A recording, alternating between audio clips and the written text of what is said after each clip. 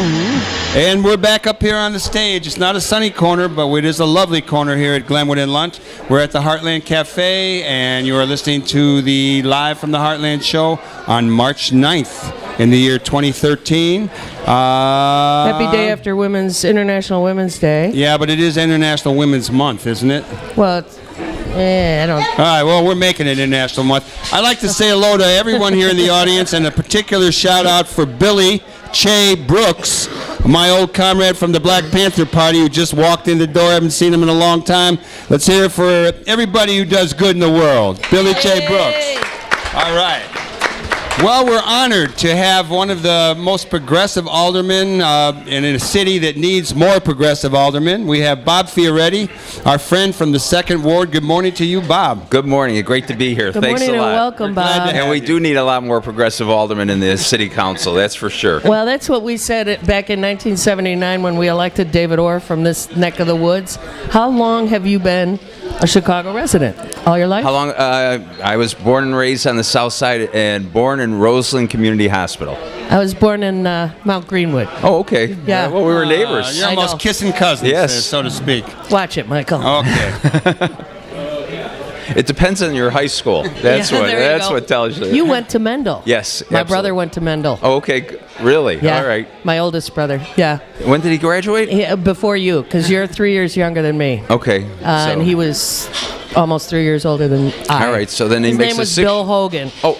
And it was in the years when Mike Hogan was the quarterback for the great Mendel football yes. team. Monarchs. I think it was rough on Billy that people would go, Hogan? And then they go, oh, no, not Yeah, that right. Hogan. So, I think it really, formed his life a little bit. But anyway, we'll go from there. How did you wind up on the north side? Well, I drove up here.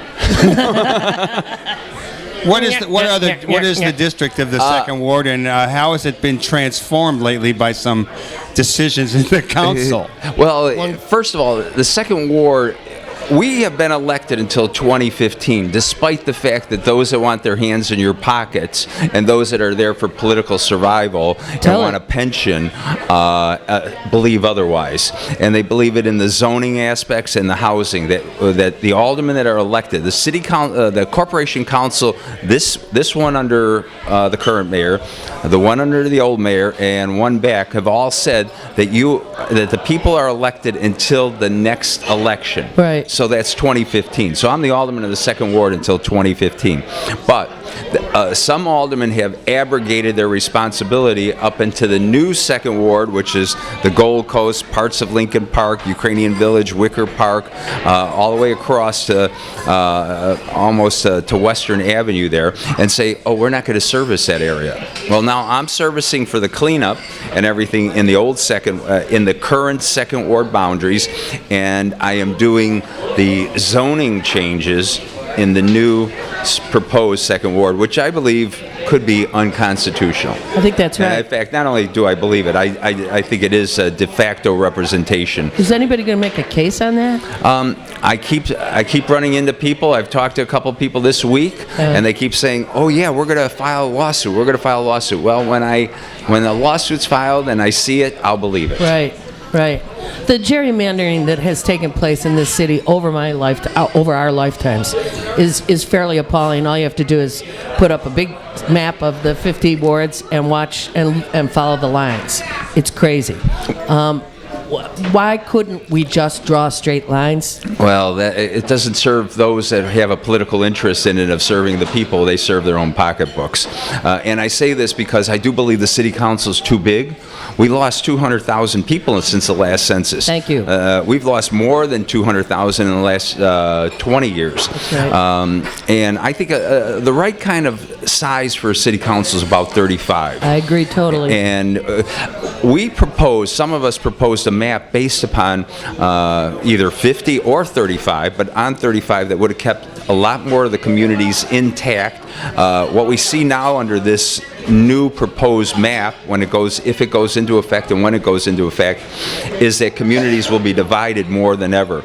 They have to respond to more aldermen. Back of the Yards has, I think, 5. Chinatown has 3 or 4 aldermen. There's no cohesiveness. South Loop, which I represent, will have 3 aldermen. The Taylor Street corridor, which is really right now 2 aldermen, myself and one other one.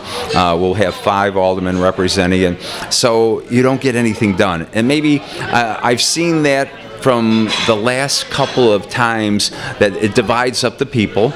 They can't have a unified voice, and they don't know where to go in terms of what they need. And instead of attending one neighborhood meeting to respond to maybe a code or a zoning change, they have to go to 3 different Absolutely, meetings. and that's the problem. So how did this come Ridiculous. about, and how did who engineered it? Because it sounds like it was a divide and conquer, split the people up, divide organizations that cover more than one area now. Kind of move. So Yeah. I kind of want to know who did it? Well, I would say... Can you say?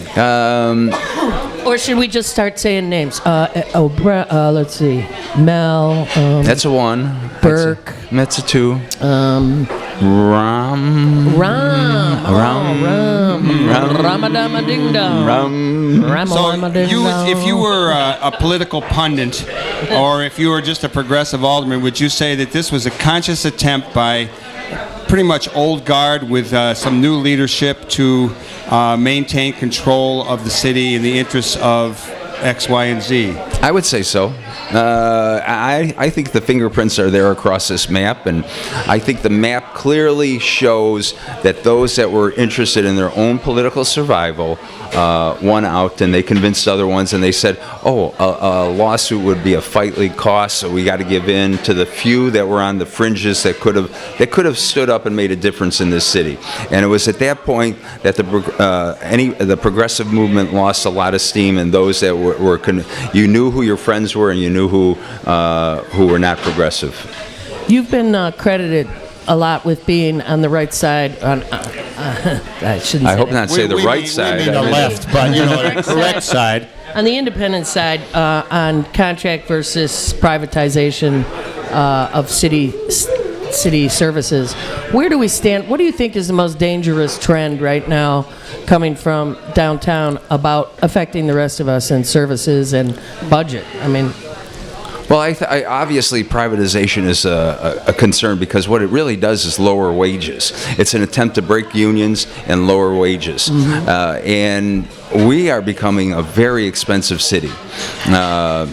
From our regular daily costs, our water bills are going up, to everything, to our Sales parking tax. fees, the sales, And now that the governor is looking at not giving the cities and the municipalities a portion of the taxes tax. would go, it just goes up further. Right. And our property taxes don't serve anybody. All the money that we receive, the city receives from property taxes goes to pay the pensions. And it's that inability of politicians to adequately fund. They've been taking away money from the pensions for all these years to balance their budgets. Right. But I see the biggest problem that we have here in this city is the use of TIFs.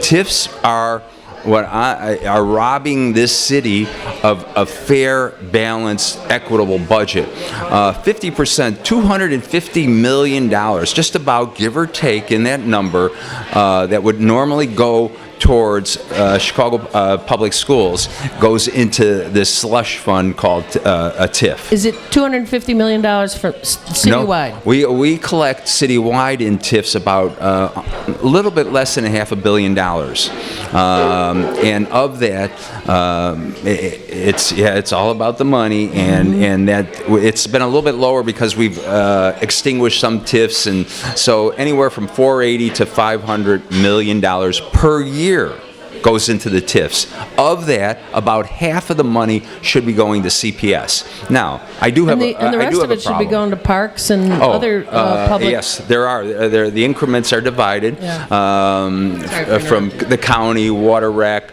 the city. But when you look at that amount, first of all, I must say, I've always been hesitant of this approach because I know there's been a lot of waste in the central CPS office. Duh. And it was proven this week when, or 10 days ago, when the mayor said, well, we're going to have full-time kindergarten for all the kids. And where are we going to get the money? We're going to take $15 million in cutbacks from the central office. Well, Right. Didn't that make sense in the first place? Yeah. We could have done that a long time ago and maybe had a better balanced budget for CPS, and the people that are running CPS.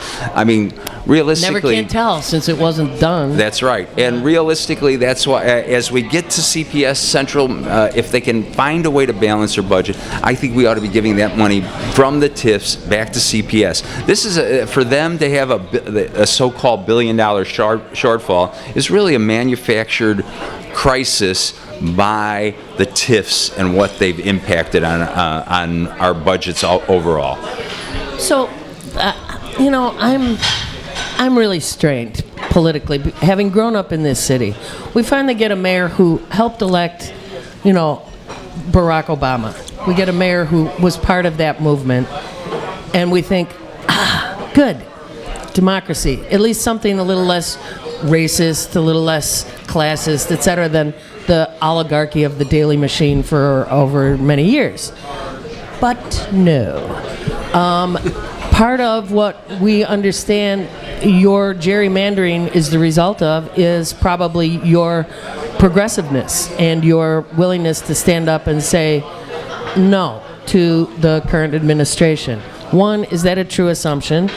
Two, how do we ever get the conversation correct in politics? I mean, what is going on right now, not only locally but nationally, really is very bad for business in terms of finding good political people. No one with a goodness in them is going to want to go into politics.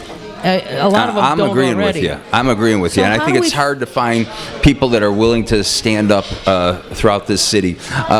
Yesterday I was asked a question about the elected school board, which I am a proponent of. And I do believe we should have an elected school board. But and they said, well, won't the teachers union control it? Well, the answer is no. Because we don't have really any teachers on the city council. We don't have any teachers in ranges of elected offices in the county. And if we did, well, maybe I'd say, oh yeah, well, they would control it. But the truth of the matter is that doesn't exist. And we need to find good people because they got to start preparing now for the next election in all the wards. I wonder where people have been aldermen in some of these wards where the gangs for years, not just a couple of years, not just a couple of terms, and the gangs have taken over. The foreclosures have taken over. We are still in the midst of a foreclosure crisis in this city. Amen. I looked at some of the wards, especially on the south and west side, where we both grew up, and those wards have an increase last year from the year before of foreclosures. We're talking, and I talked to the 18th Ward Alderman, and I think it's one of the last bastions of black middle class. Is that Tim? No, Lona Lane. Oh. She had over 600 foreclosure filings last year in her ward. Think about those numbers.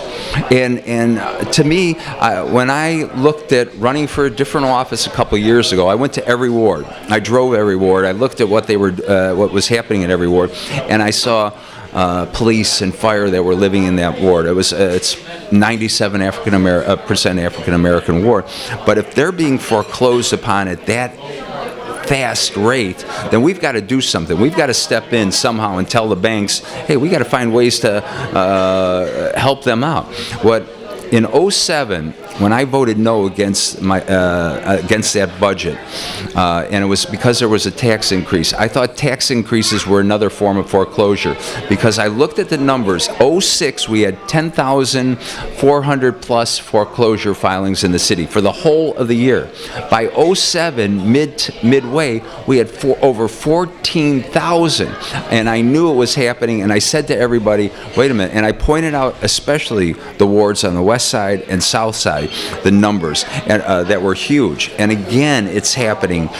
So this foreclosure crisis is starting to push more people out of the city of Chicago. It's frightening. I just want to let everyone know you're listening to the Live from the Heartland show on WLUW 88.7 Chicago Sound Alliance. And we're here every Saturday morning. We're talking with Alderman Bob Fioretti of the 2nd Ward. We're talking about the city, its future, and I think your future. What are your plans? I mean, I want to go back to this, you got gerrymandered out of your own ward. Were there any other aldermen who that happened to? Nick Spazzato got most of his cut away, but not as bad as what happened to the people of the second ward that elected me, or the people of the proposed second ward, who I'm up there. And in fact, I'm going to go when I leave here. I have to be. I'm looking at some zoning issues that are up there right now. I'm going up there, and then I'm going back to the current second ward boundaries to do some issues on our cleanup that we have to have. So, were there a few aldermen now who will be pitted against each other, the way sometimes we see in congressional races when they change the districts? Not as much as we would hope.